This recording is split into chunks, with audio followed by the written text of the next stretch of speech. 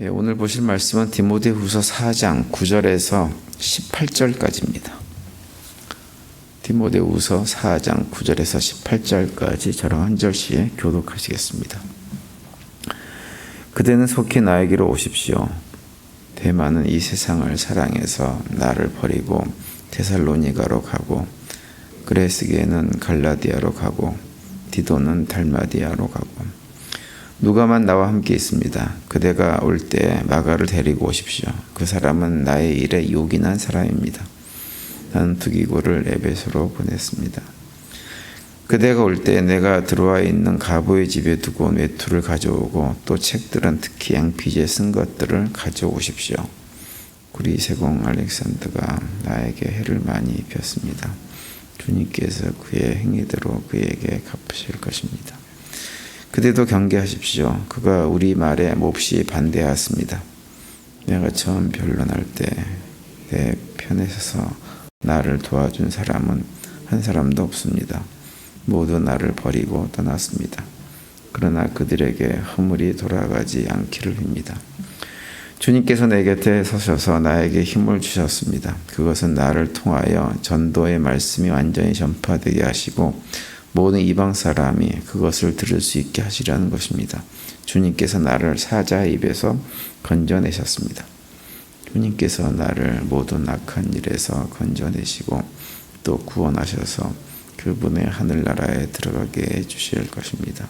그분께 영광이 영원 무궁토록 있기를 빕니다. 아멘.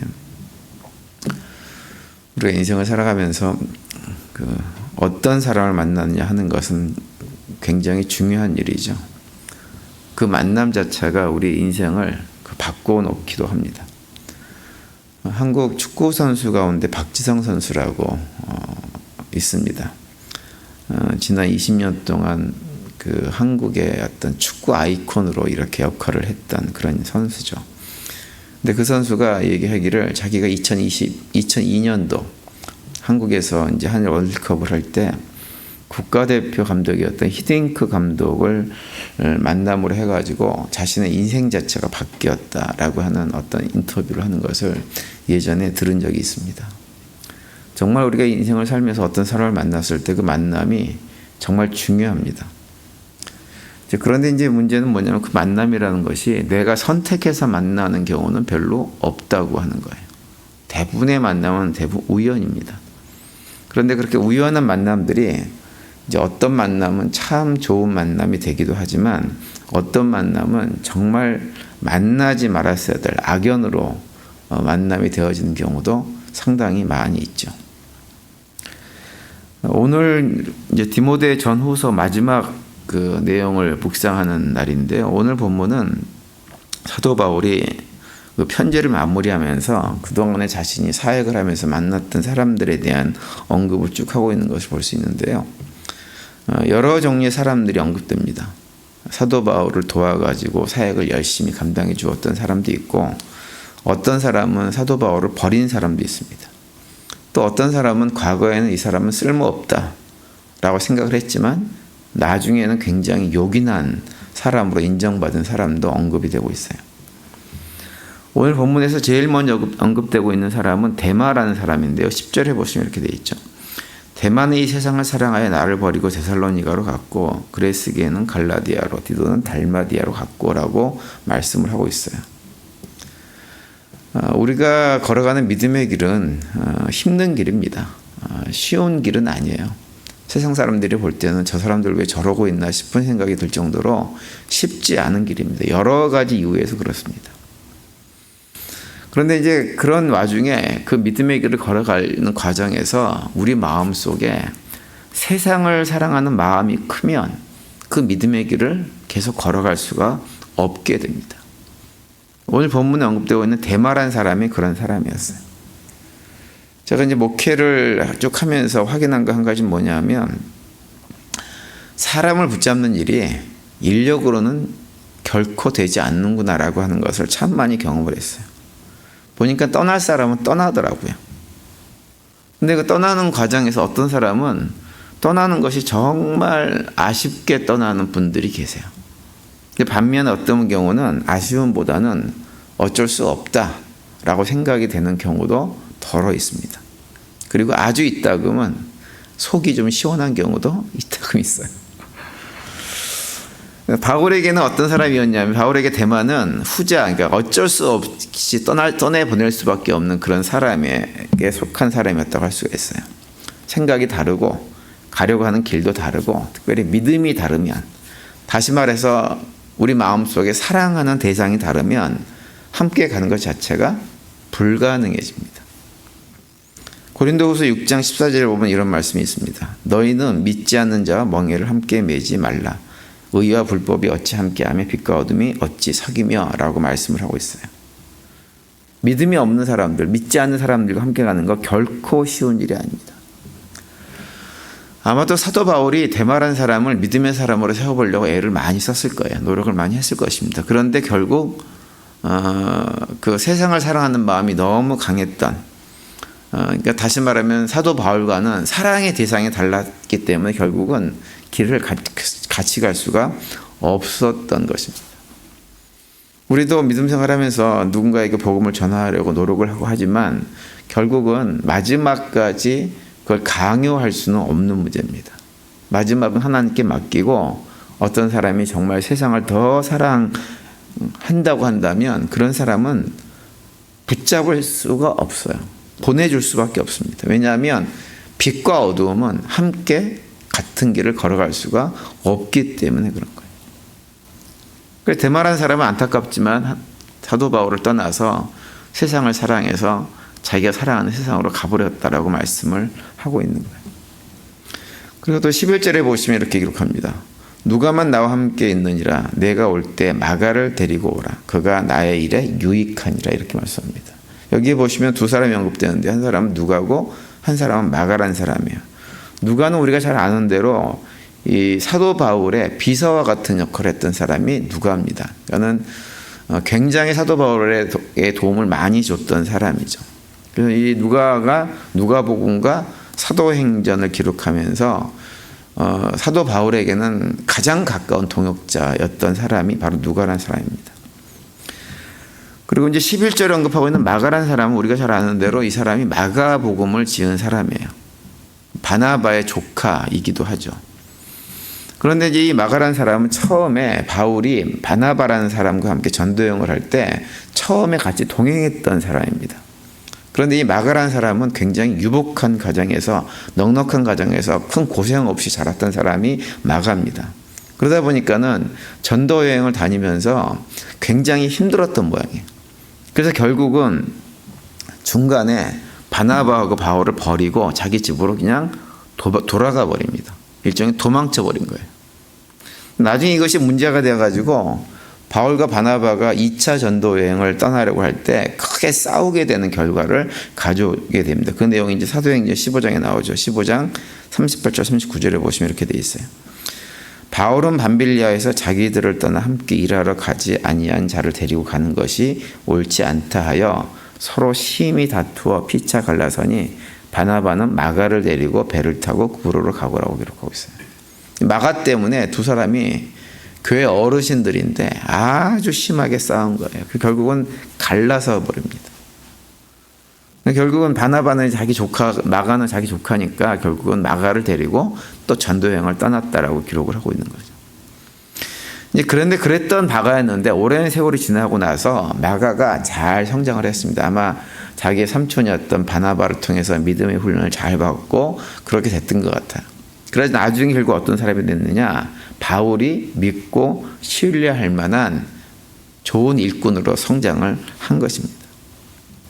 그래서 이 11절 말씀은 뭐냐면, 마가가 비록 과거에 자신을 버리고 돌아가 버린 그런 적이 있긴 했지만 지금은 나에게 그 마가가 굉장히 요긴한 사람이 되어져 가지고 자신이 어려운 처지에 있을 때 그 마가를 보고 싶어 할 정도로 그렇게 사도 바울에게는 좋은 동역자가 되어 있다고 하는 것을 우리에게 보여주고 있는 것입니다. 마가를 보면서 우리가 생각할 수 있는 건 뭐냐면, 사람은 누구나 다 한때 이런저런 특별히 젊은 시절에 실수하고 넘어질 수 있습니다. 그런데 중요한 것은 뭐냐면, 과거에 어제까지 내가 어떠한 삶을 살았느냐라고 하는 것은 중요한 문제가 아니라고 하는 거예요. 과거가 아니라 현재, 어제가 아니라 오늘 내가 과거의 삶을 돌이켜서 회복하고 성장하고 변화되는 것이 훨씬 더 중요하다고 하는 거예요. 그래서 우리가 마가가 사도 바울에게 요긴한 사람이 되었던 것처럼 우리도 예수님에게 요긴한 사람으로 오늘 지금 이 순간 살아가면 그것으로 충분하다고 하는 거죠. 우리 교회 성도님들이 너무 과거의 삶에 연연해서 매여 사는 그런 삶을 살지 않게 되기를 바랍니다. 중요한 것은 지금이에요. 지금 현재 당장 내가 어떠한 삶을 살고 있느냐. 그리고 마지막으로 16절에 보시면 이렇게 말씀합니다. 내가 처음 변명할 때 나와 함께 한 자가 하나도 없고 다 나를 버렸으나 그들에게 허물을 돌리지 않기를 원하노라. 이렇게 말씀합니다. 이 말씀은 우리에게 뭘 또 얘기해 주냐면 우리는 사도 바울을 생각할 때 가지는 생각들이 있어요. 그는 위대한 사도였고 복음을 아시아와 유럽에 걸쳐가지고 열심히 전했던 사람이고 가는 곳마다 여러 가지 능력과 기적들이 일어나기도 하고 했던 사람이기 때문에 그의 사역이 굉장히 화려하고 멋있고 훌륭했을 거라고 생각을 합니다. 성공적이었을 거라고 생각을 해요. 그런데 오늘 이 본문에서 고백하고 있는 내용을 보면 사도 바울은 그렇지 않았다고 하는 거예요. 우리가 흔히 이제 한국말에 그런 말이 있죠. 긴 병에 뭐가 없어요? 효자가 없어요. 긴 병에 효자 없다 그럽니다. 아무리 효자라고 해도 너무 오랫동안 부모가 병치를 하게 되어지면 그 효성을 끝까지 다할 수 없는 것이 사람이다라고 하는 거죠. 근데 사도 바울은 우리가 상상하는 것과 달리 복음을 증거하는 사역을 하면서 정말 고생을 많이 했던 사람입니다. 옥에 갇히는 것은 기본이고 죽을 고비도 여러 번 넘겼고 매에 맞기도 하고 여러 가지 어려움들을 많이 겪었어요. 그런데 그런 사도 바울 옆에 함께 있다고 하는 것은 뭔가요?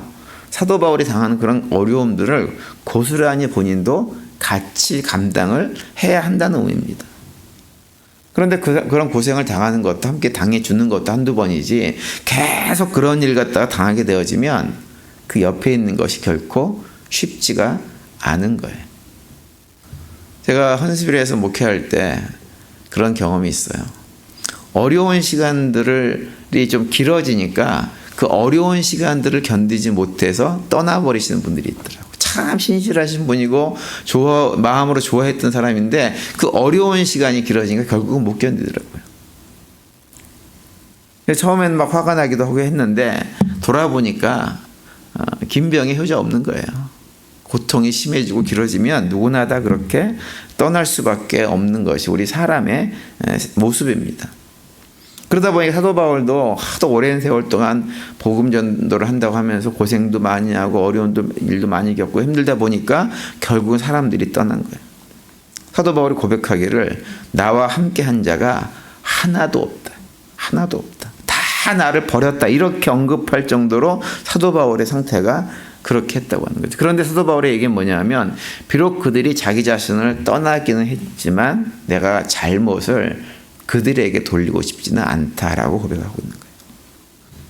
초대교회 성도들은 힘겨운 길을 걸어갔지만 사도 바울 역시 힘겨운 일을 감당하면서 사역을 감당했던 사람이에요. 그런 과정 속에서 수많은 사람들을 만났고 그 중에서 일부는 사도 바울에게 실망감을 주기도 했지만 또 어떤 사람들은 굉장히 좋은 영적인 동지였어요.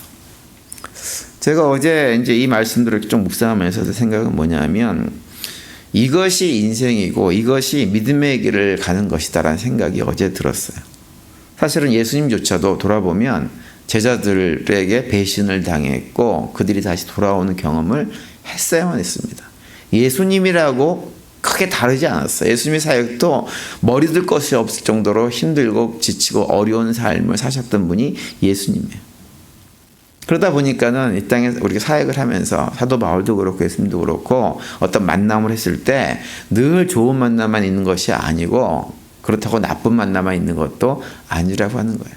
그래서 우리가 어떤 만남에 대해서 만나고 헤어지는 것을 너무 가슴 아프고 힘들어할 필요가 없구나라는 생각을 어제 이 본문 말씀을 묵상하면서 했습니다. 그런데 중요한 것은 뭐냐면 그렇게 수많은 만남을 하는데 중요한 것은 다른 것이 아니라 다른 사람이 나에게 어떤 만남의 의미인가라고 하는 것이 아니라 내가 다른 사람에게 어떠한 의미의 만남을 하고 있는가라고 하는 것이 중요하다고 하는 거예요.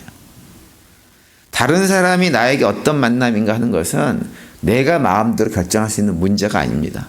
그 사람이 어떤 사람이냐에 따라서 그 만남의 의미가 달라져 버려요. 그런데 내가 다른 사람에게 어떤 만남이 되어줄까라고 하는 것은 누가 결정하면 돼요? 내가 결정하면 돼요. 내가 다른 사람에게 선한 만남, 복된 만남, 행복한 만남, 즐거운 만남이 되어주면 그 만남은 복된 관계가 되어지는 거예요.